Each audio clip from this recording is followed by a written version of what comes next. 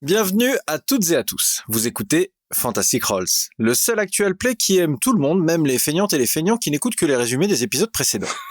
Je suis Laurent, et je suis accompagné de Marion, Thibaut et Simon pour faire un petit rappel de ce qui s'est passé entre les épisodes 8 et 12 de la campagne L'étreinte des ombres, du jeu de rôle Marvel Multiverse Role Playing Game. Si vous avez raté le début, on vous rappelle que le résumé des épisodes 0 à 7 est déjà disponible et n'attend que vos délicates petites oreilles. Après quoi, vous pourrez écouter directement cet épisode. Et vous aurez même rattrapé la campagne car au moment où nous le diffusons, le 13e chapitre vient tout juste de sortir. Allez, tout le monde s'accroche, on monte dans la machine à remonter les épisodes 4 par 4 et c'est parti. Coucou l'équipe rouge! Hello. Hello. Bonjour Charlie. Pardon. Non, c'est un autre podcast. C'est notre... Ouais, c'est raté. Voilà, on est là du coup. La dernière fois qu'on a fait un résumé des épisodes précédents, ça allait jusqu'à l'épisode 7 où il s'est pas passé grand chose de traumatisant pour personne. Non, rien du tout. Non. Et du coup, on reprend avec l'épisode 8. Il s'est passé quoi dans l'épisode 8? La suite de l'épisode 7. Oh non! Mathématiquement, oui. Incroyable! On a commencé avec la séquence d'enterrement de Jubilee, qui était Intense. triste, pleine d'émotions, intense, tout à fait. Ouais. La pluie, les gens qui pleurent, les feux d'artifice. C'est ça. Ouais, c'était très triste. Vraiment. Ah oui, parce qu'il y avait la scène où dans le couloir, il y a Rogue qui porte le corps de Jubilé, tout le monde la voit, tout le monde se met à pleurer. Enfin, c'est Ouais. Ah, il était fort celui-là. d'où les questions de si les larmes de Cyclope arrivent à couler sous son masque, comment ça se fait qu'on voit pas des rayons laser. Bref, voilà, des vraies questions. C'est vrai. Question importante. Du coup, ouais, donc tout le monde était réuni autour du coup, de son cercueil pour l'enterrement, et on a aperçu un personnage un peu étrange, avec des plumes de corbeau et d'énergie violette autour d'elle. On n'a pas son nom, mais on a comme l'idée on la recroisera peut-être plus tard. On l'a vue de loin et puis elle est juste partie, donc on s'est dit c'est bizarre quand même d'introduire un personnage juste pour qu'on le voit de loin. Ouais. Gardons ça en mémoire. C'est ça.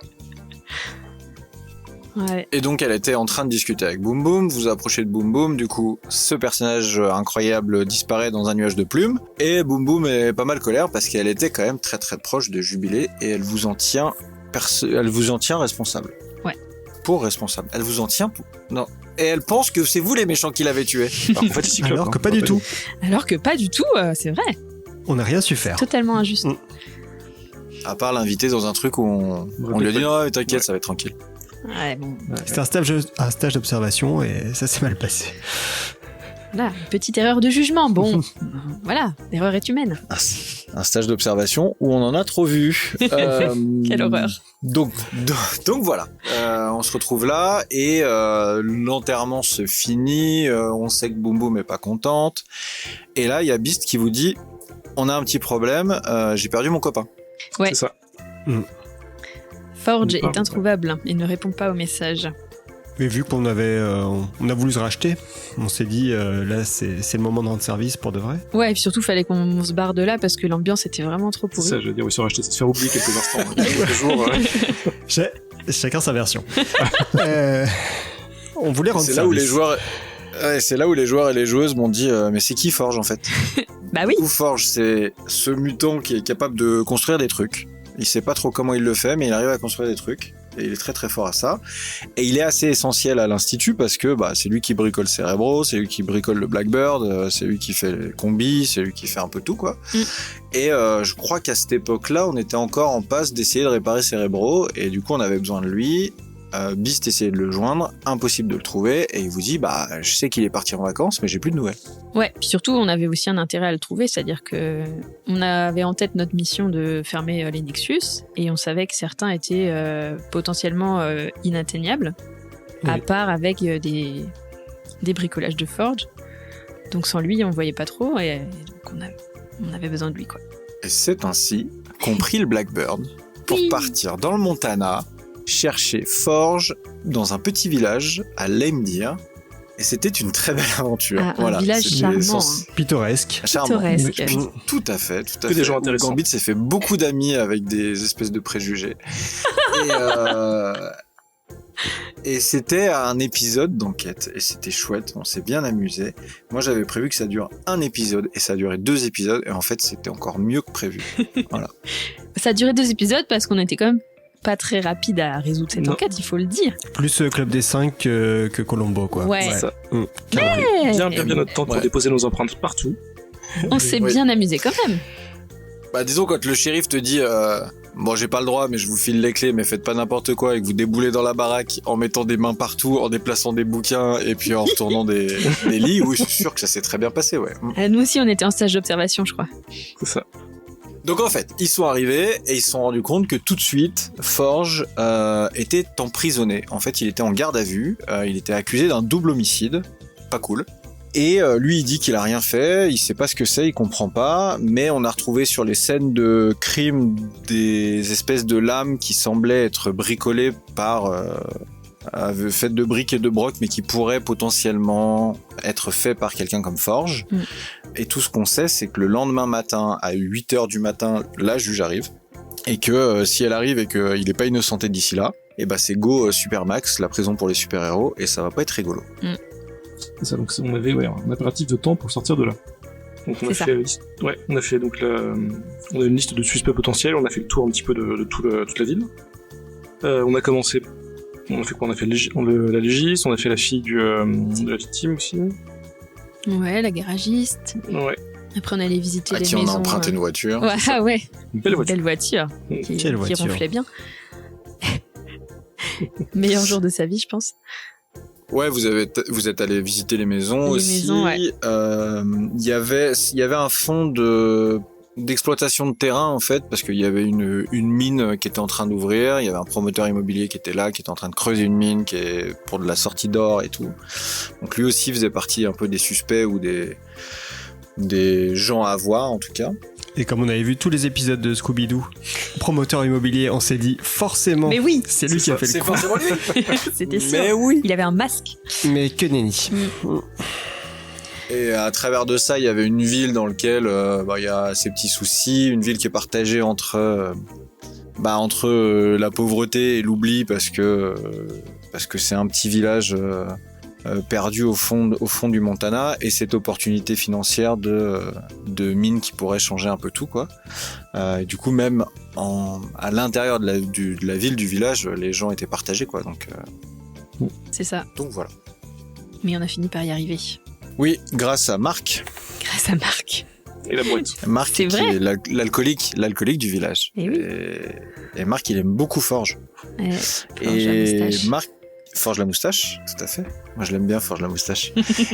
Et Marc, en fait, a beau être alcoolique, il avait la clé. Et il a essayé d'expliquer la clé, mais il avait des petits problèmes d'élocution et de prononciation, donc c'était un peu confus.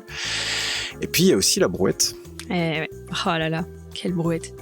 C'était bien qu'il y avait un truc dessus, mais au final, ouais, c'était plus Elle caché était importante. que ce qu'on pensait. Mais oui, c'est important. Elle était importante. Elle était importante, mais pas comme vous pensez. En fait, ce qui se passe, c'est le moment de jeu de rôle où le MJ décrit un truc qui n'a absolument rien à voir parce qu'ils sont en train de passer en voiture devant un croisement où il y a absolument rien à part un poteau.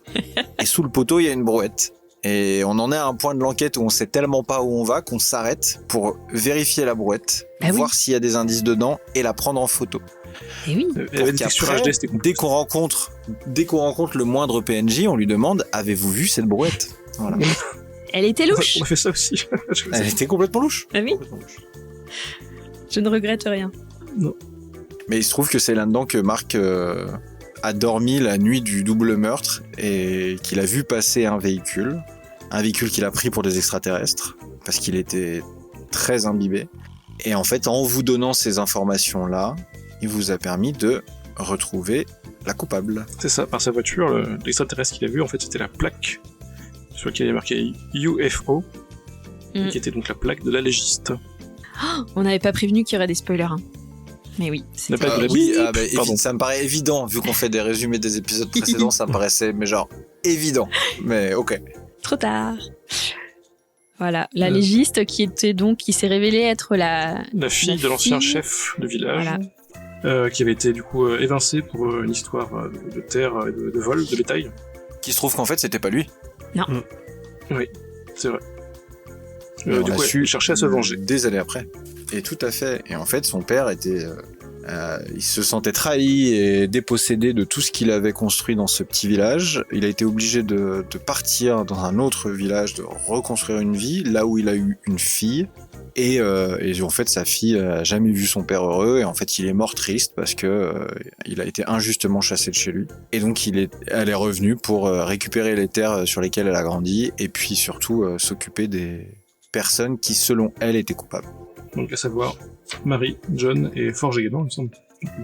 Bah c'est le père de Forge qui était au conseil quand son père a été exclu à C'est ça, elle. voilà. Et du coup, comme elle pouvait pas faire payer le père de Forge, elle voulait faire payer Forge directement. Une sale histoire. Mais on l'a attrapé. Et oui. On l'a attrapé et c'était pas facile parce que on a essayé d'être discret, mais en même temps, quand on vole au milieu d'un village, Désert, ouais. ouais, avec notre trompe devant les lampadaires, bah forcément, les gens qu'on suit nous voient. Et puis il y a ce moment incroyable aussi, le moment où la première personne que vous allez voir de tout cet épisode, de toute l'enquête, c'est la coupable, mais vous ne le savez pas à ce moment-là. Et en fait, Mystique rentre dans le cabinet. Et je décris qu'il y a des diplômes sur les murs et puis il y a une carte du village, une vieille carte du village. Et Mystique approche de la carte du village et ne va pas voir les diplômes. Et si elle avait vu les diplômes, elle aurait vu le vrai nom du médecin, qui se trouve être le nom de l'ancien chef et qui en fait reliait tous les points.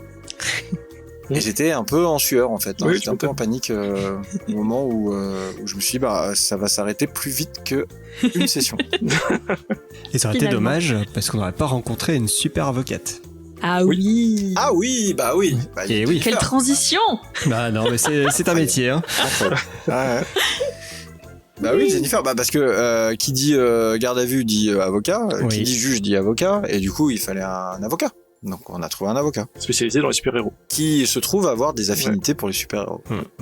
Et c'est assez impromptu parce que j'avais pas du tout prévu que Forge est un avocat, mais je sais pas pourquoi la veille ou le matin même de l'enregistrement de l'épisode, quand on a joué cette partie, je me suis dit mais c'est bien sûr, on a besoin d'un avocat, on n'a qu'à prendre Jennifer Walters, qui se trouve être She-Hulk. Et Jennifer a cette capacité dans les comics qui est à peu près la même que celle de Deadpool, à savoir de briser le quatrième mur et de parler souvent aux lecteurs et aux lectrices. Et du coup, c'est un peu ce qu'elle a fait, quoi. Et ça a été un très bon moment parce que, personnellement, je la connaissais pas du tout. Et voir le quatrième mur comme ça tomber, C'était trop drôle. quand c'est pas attendu, c'est Ah ouais. très chouette. Oui. On l'aime bien, Jennifer. Très chouette. Ah, c'était super cool. Et du coup, Forge est innocenté. Et oui, par notre bon travail. Bravo. Ouais. Oui, je sais pas si on peut dire ça, mais Tu crois pas en notre équipe. On a suffisamment trébuché pour découvrir des trucs un peu par hasard. Ouais, c'est Et ça. ça a marché, quoi. Oui, ça c'est la version. Et ça a faut aidé. pas dire grand public. on a quand même beaucoup de mal à réussir à l'inculper de manière propre. À trouver des preuves. C'est ça, parce qu'en fait, c'est ce qu'on se dit à chaque fois. On avait l'intuition. On avait mais, l'intuition depuis un moment. Au bout d'un moment, on a su que c'était elle. On n'avait pas de preuves, donc il a fallu trouver un moyen de Légal. de l'inculper. Légal, mais oui. Et c'est ça la difficulté du truc. Oui, Tu veux bah pas de vice de procédure, t'as intérêt à ce que ce soit légal, ouais. Donc non, on fait les choses bien en fait. C'est ça qu'il faut dire. Ouais, ok. C'est mauvais. On fait les choses bien, oui, à peu près. Non, mais c'est bien. C'est ça. L'avantage du jeu de rôle, c'est le pouvoir de l'imagination.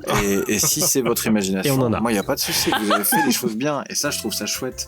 Eh oui. Mais du coup, Forge est innocenté. Du coup, l'équipe rouge se dit « Ah, on va passer une petite soirée détente. On n'a qu'à passer la nuit à l'hôtel et voir ce qui nous arrive. » Et du coup, vous partez à l'hôtel et vous faites une petite soirée recherche sur Internet. Ouais. Et Rogue en apprend beaucoup sur la vie des bousiers. Oui. Qui se guide, par exemple, à la lueur des étoiles. Incroyable. Incroyable animal. Non, en vrai, ils font des recherches sur l'Égypte.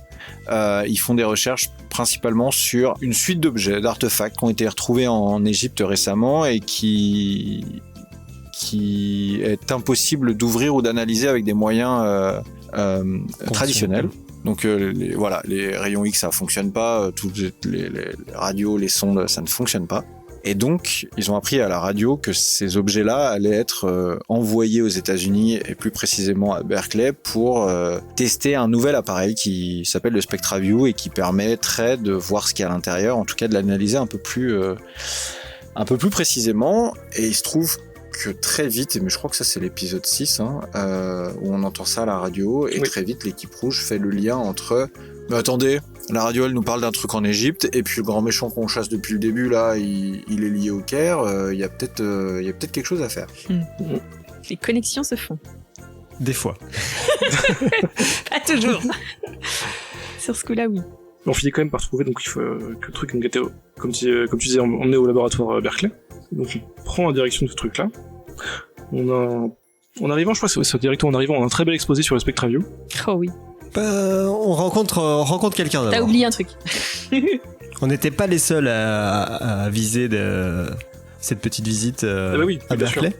Et on a rencontré du coup quelqu'un qu'on avait déjà aperçu. Dans de nouveau des plumes de corbeau, on a retrouvé Nico. Qu'on avait vu à l'enterrement. Donc le personnage qui était à l'enterrement. Ouais. Qui se rendait exactement au même endroit pour des raisons qui avaient l'air d'être proches des nôtres. Étrangement proche d'ailleurs. C'est ça. Alors j'aimerais juste préciser, elle se rendait au même endroit, mais clairement elle avait l'air de savoir bien plus que vous sur pourquoi elle était là. C'est ça. Voilà, elle nous dit j'ai l'intention d'arrêter. C'est carrément Shadow King, elle était carrément ok avec ça, ouais. Et nous, du coup, on n'a pas trop su quoi répondre. On est parti sur notre meilleur. Nous, on sait pourquoi on vient, mais dis d'abord toi. Oui. Parce que. Toi d'abord. Si, ouais, je sais, ouais. Si. Ouais. Non, ouais. Mais dis quand même pour voir. On sait même pas. On n'a même pas pensé à demander. Comment elle savait. Enfin, non. L'équipe rouge, quoi. Ouais, dans toute sa splendeur. Encore cette stratégie avec tous ces grands plans basés sur l'improvisation. Ouais. C'est ça. Parce que l'aventure, c'est d'abord des rencontres. Et t'as bien raison. Et donc, il y a cette jeune fille qui sort d'un portail plein de plumes, qui leur dit moi, je sais ce qu'il y a dans la boîte.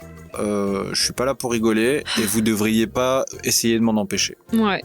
Voilà. On n'a pas essayé de l'en empêcher. Vous avez su que vous allez être BFF, quoi. Vous saviez que vous allez être amis, mais pour toujours. Ouais, elle était pas très sympathique quand même. Mais elle avait un grand bâton. Voilà. Puis l'air très convaincant. Surtout l'air de vouloir se débarrasser de Shadow King, donc ça nous intéressait quand même, quoi. Oui, on a suivi, voilà. Donc, au final, on est rentré justement dans la tour.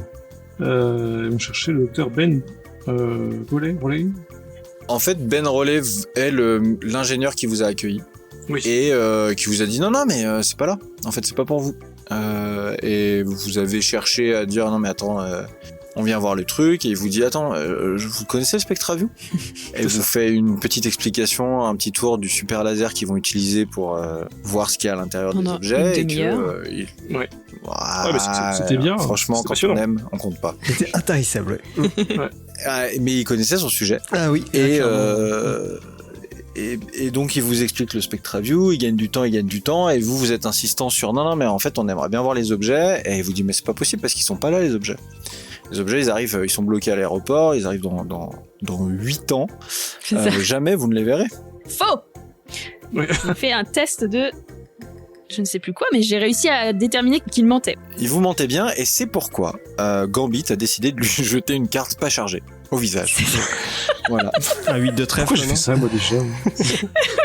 Parce que quoi l'idée? à un moment, il prend son Toki et il dit on est démasqués, ils vont venir commencer le rituel, je m'occupe d'eux, tu vois. Et au moment où il prend son Toki, tu dis vas-y, je vais trop l'en empêcher. Et tu sors une carte qui est pas chargée et tu lui jettes dans le Toki. En plus, tu fais un jet pourri. Oui. Et du coup, ça fait clic ploup, ça tombe par terre et il te regarde et puis il a un peu mal pour toi, quoi. Même à distance, j'ai encore mal pour lui. Ouais. Des grands Gambits. Ouais. On finit quand même par lui casser un peu la mâchoire et on passe en force, il me semble, indirectement. Bah, toujours est-il qu'il y a eu un gros combat là à ce moment-là, quand même, avant. Ouais, il s'est un peu transformé en monstre. Il y a son pote qui se transforme. Oui, j'ai pris ce truc-là aussi. Il y a eu les militaires qui gardaient le coin qui nous sont tombés dessus aussi. Donc, ouais, on a testé nos skills de combat associés à Nico et on s'est rendu compte que Nico est extrêmement puissante. C'est une puissante magicienne, ouais. Et donc, si vous ne la connaissez pas, Nico, c'est une sorcière qui possède The Staff of One, qui est un artefact unique qui a la capacité d'exaucer les souhaits, à condition qu'on ne fasse la même formule qu'une seule fois. Et donc chaque formulation doit être unique, mais le staff interprète les formulations un peu comme il veut. Donc parfois on pense dire un truc trop bien, trop précis, et puis ça prend des tournures un peu cheloues. Et donc Simon, un autre Simon qui jouait Nico, nous a improvisé des sorts et des sortilèges à chaque fois. C'était assez cool. Et donc oui, Nico est un personnage très intéressant, et il se trouve que peut-être de la chance ou peut-être bien joué ou je ne sais pas, mais elle a fait son petit effet en combat en tout cas. C'est clair. Et là on s'est dit, franchement, Shadow King, c'est prenable. Ouais. On a pris la confiance. Fastoche. On y va. Ouais. Fastoche. Donc on a continué dans le bâtiment pour aller à la rencontre de ce fameux sarcophage. On peut rencontrer un sarcophage ? On peut tout à fait rencontrer un sarcophage. Très bien, c'est ce qu'on a fait. Ce qui est intéressant, c'est qu'on sort quand même il y a quelques épisodes où on a perdu une jeune adulte adolescente dans des conditions tragiques face à un gros méchant. Et on se retrouve avec une jeune adulte adolescente à essayer de combattre un mal un peu plus grand que nous, sachant qu'elle est venue pour clairement y mettre fin, quoi. Donc, alors je tiens à préciser que c'est plutôt nous qui l'accompagnons sur ce coup-là, c'était pas l'inverse. Donc. Ouais, certes. Voilà. Donc c'est pas votre faute. Ouais. Okay. Elle savait où elle allait. Donc si c'est pas votre faute cette fois, c'est admettre que la fois précédente c'était la vôtre. Puis elle faisait plus que des étincelles, celle-là. C'est pas faux. Elle serait pas contente de t'entendre dire ça. Ouais, Jubilé se retourne dans sa table. Ah oui. Toujours est-il que on se retrouve dans une pièce avec des gars en blouse blanche, des gardes armés et un énorme sarcophage métallique sans ouverture au milieu de la pièce. Et c'est le moment qu'a choisi un des types en blouse blanche pour courir, prendre un énorme couteau, se trancher un peu la gorge et sauter sur le sarcophage. Donc ça a posé un peu l'ambiance. Ouais. Et ça a surtout ouvert le sarcophage. Quelle ne fut pas notre surprise ? C'est ça. Bonjour, Amal Farouk. Oui, Amal Farouk en chair et en os. De découvrir Amal Farouk, dans son beau qui, costume. À l'époque, je le rappelle, vous pensiez que Farouk et Shadow King étaient la même entité, la même personne. Tout à fait. Ouais. Oui. Et là, il nous explique que non, justement. Et donc, Farouk se réveille, il se fait « Oh là là, j'ai bien dormi ». Il se dit « Qu'est-ce que je fous là ?» Il vous regarde tous les quatre, donc il est télépathe, donc il cherche dans vos têtes, et puis il cherche dans la tête de Nico, et Nico a décidé de ne pas résister. Donc clairement, elle lui lâche mentalement pourquoi elle est là, et il commence un peu à flipper. Et du coup, il fait non, attends, moi je vais vous expliquer, j'ai rien à voir avec le gros méchant que vous chassez, c'est pas ma faute, laissez-moi vous raconter une histoire. Du coup, l'équipe rouge prend un petit chocolat chaud. Il raconte bien. Il raconte bien l'histoire. Il raconte tellement bien. Ouais. Ah oui, on est vraiment la tête posée sur les deux mains comme ça là. Du coup, sur la table. Au bord d'un trou, c'est ça. Oui, c'est que les pieds qui battent un peu derrière. Oui, parce qu'en fait, ça se passe dans leur tête, donc c'est d'un endroit qui est complètement obscur, et au milieu, il y a un énorme trou, un énorme abysse, et puis il y a Farouk qui est de l'autre côté du trou, et qui leur dit, je vais vous montrer à quel point c'est pas moi, et à quel point je suis différent, je vais vous raconter mon origin story. Et du coup, il raconte quand il était petit, son papa, il y a 400 ans, parce que le monsieur a 400 ans, il y a 400 ans sur les marchés du Caire, la petite échoppe de son papa, les petits étals, les fruits, le miel, les dattes, tout ça. Jusqu'à cette fameuse histoire où il y a un camp de lépreux, en fait, qui était pas très très loin du marché, et puis il y a des enfants qui faisaient leur procession, des enfants lépreux qui faisaient leur procession dans le marché, et à chaque fois qu'ils passaient, tout le monde s'écartait, tout le monde avait peur, etc. Et il y en a un jour qui s'arrête devant l'étal du papa de Farouk et qui lui dit, qui lui tend la main parce qu'il a faim, et personne leur parle et personne leur donne à manger, et du coup le père de Farouk, qui lui a un fils et qui du coup sait que c'est que un gamin, il prend des dattes et il lui donne des dattes. Et donc le lendemain, il y a d'autres gamins qui viennent, et à qui ils donnent des dates, et ils donnent toujours 3 dates à chacun. Ils ont pas beaucoup d'argent, mais ils savent qu'ils peuvent leur donner et que c'est une bonne chose. Et jusqu'au jour où il y a le proprio du papa de Farouk et de Farouk qui déboule et qui dit je vais prendre des dates, elles sont gratuites, tu vois. Et il lui dit non, elles sont pas gratuites. Si, je te vois tous les jours enfiler à plein de gamins, donc c'est qu'il y a un moment elles sont gratuites, et puis derrière tu viens me dire que t'as du retard dans ton loyer, donc ça serait bien que tu fasses les choses. embrouille, couteau, poignardage, le papa de Farouk meurt. Sous ses yeux, Farouk pas content, comme un enfant de 7 ans peut l'être. Oui.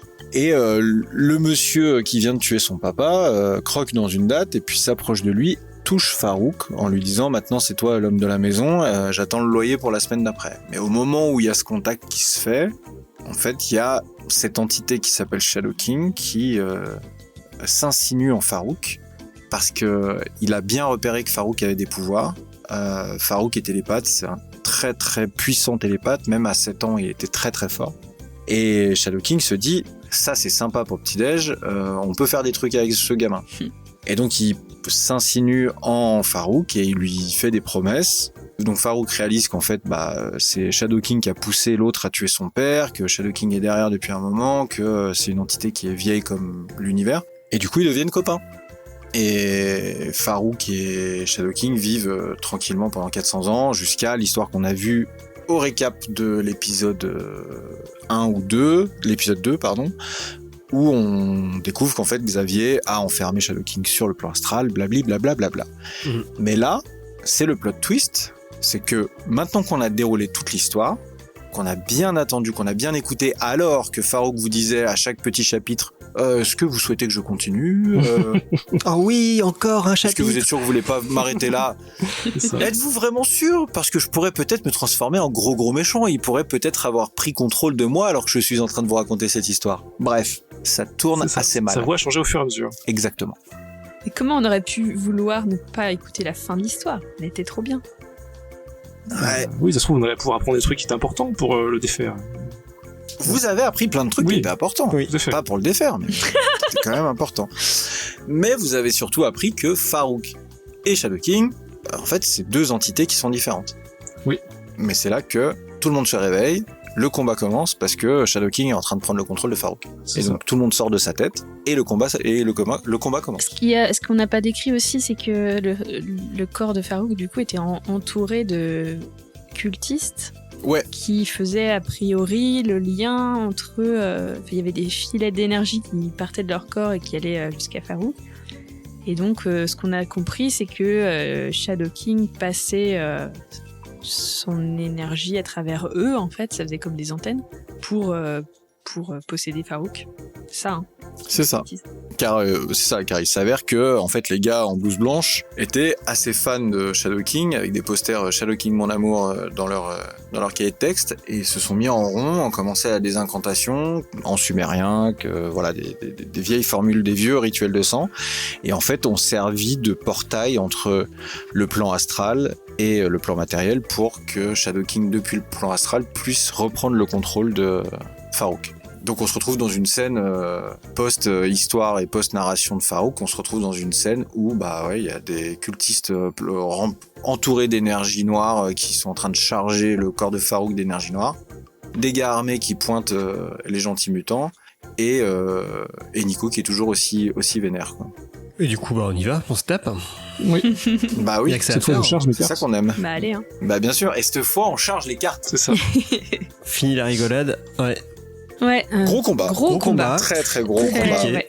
Long. Gros combat qui commence par un des gardes armés qui passe dans le dos de Farouk, qui fait un truc et qu'on laisse tranquillement partir. Voilà, il fait comme ça, il prend la petite porte, pendant 2 tours, il prend la petite porte comme ça, il ouvre la petite porte, il ferme la petite porte et on n'en entend plus jamais parler. Ça, c'est la plus grosse énigme de la campagne, je Personne ne sait. Non, c'est la plus grosse énigme après Lich. Oui, c'est vrai. Deuxième plus grosse énigme.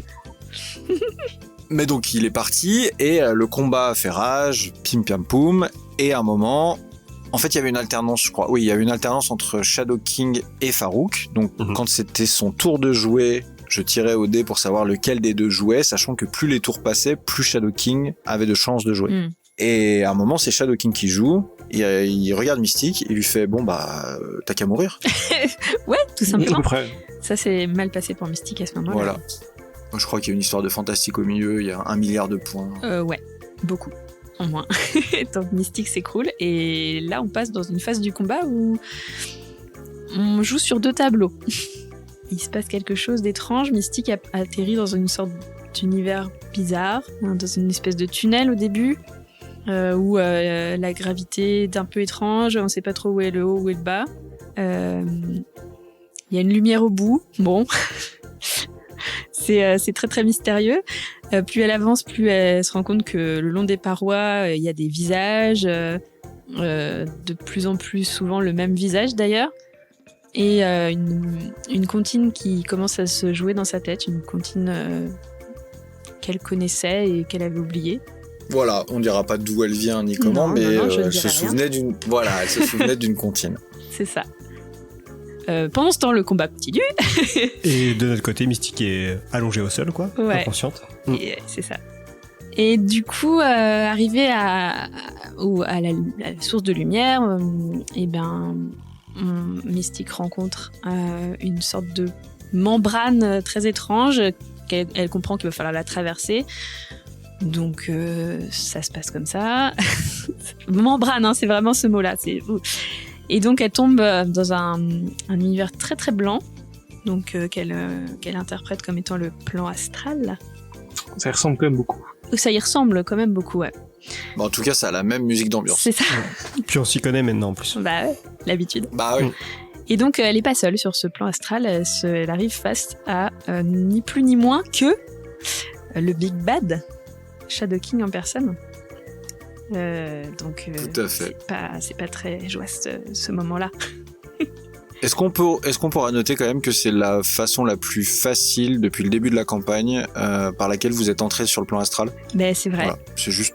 Ouais. Même pas de phase de dégueu, transition. Mais c'était facile. Ouais. Il suffisait de crever. C'était aussi simple. Donc voilà, un Shadow King pas très content de l'avoir là. Qu'est-ce que tu fais là, moucheron? Je vais t'écraser. Mais Shadow King qui a l'air quand même occupé parce qu'il a une main dans le sol en train de faire des trucs dans le sol. C'est ça. Il a une main en forme de bouclier en train de se protéger d'un truc que Mystique ne peut pas voir, et autour de lui il y a des espèces de cailloux en forme de mecs qui flottent, voilà. Ouais, Mystique est arrivé un peu au milieu d'un truc, quoi. Et là, à ce moment-là, elle commence son corps sur le plan matériel commence à effectivement convulser. Et c'est pas très joli à voir.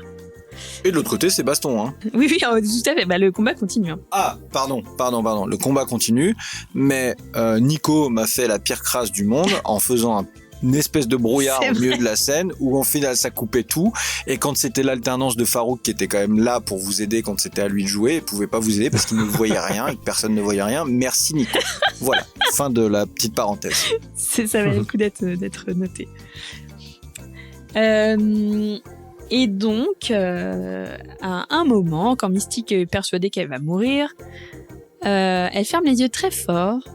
Et parce qu'il t'attrape. Oui, il m'attrape, il commence à m'écraser, quoi, de façon totalement cordiale. Et donc, je ferme les yeux, et à ce moment-là, une lumière très très vive. Et là, qu'est-ce qui se passe?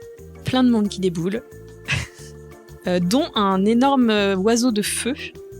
Cui. Ouais. Un phénix en flammes qui a la voix de Jean Grey et qui dit... T'inquiète pas, tout va bien se passer, c'est pas le moment. Ouais, c'est pas ce qu'elle dit, mais ouais. Je résume.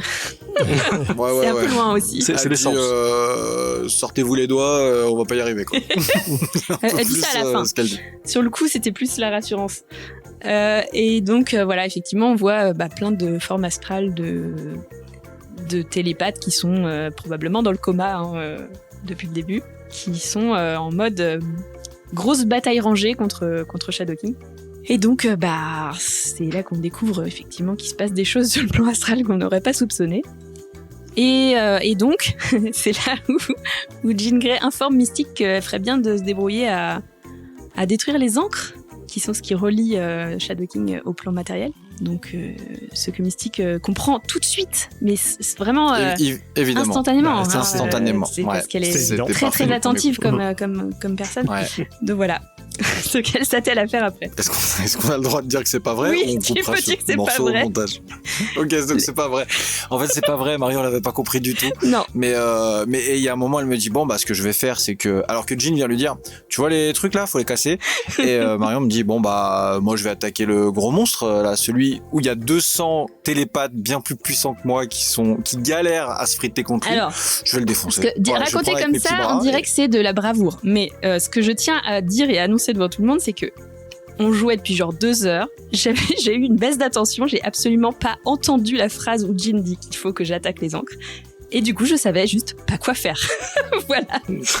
Donc, bon, c'était un peu ridicule. Mais merci et moi, j'étais, mais t'es sûr? T'es vraiment sûr, hein? Tu veux vraiment taper le gros monsieur? Et là, il y a justement Nico qui dit, je suis pas là, mais je crois que c'est les cailloux.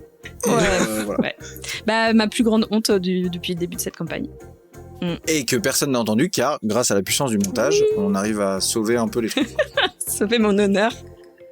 Mais non, mais au final, t'as même pas essayé de le taper. L'action d'après, t'as tapé directement les encres. T'as pas du tout essayé de taper Shadow King. Donc tout s'est bien passé. Au final, on a juste coupé le moment d'hésitation. Mais au final, en termes de jeu, il s'est passé exactement ce qu'il y a dans l'audio. Tout à fait. Ah, et petit détail aussi, parce que ça, je suis même pas sûr que le reste de l'équipe ne le sache, mais le moment où t'es pris dans les mains de Shadow King et qui va te tuer, tu fermes les yeux parce que la comptine dont tu t'es souvenu plus tôt décrivait exactement cette scène-là. Oui.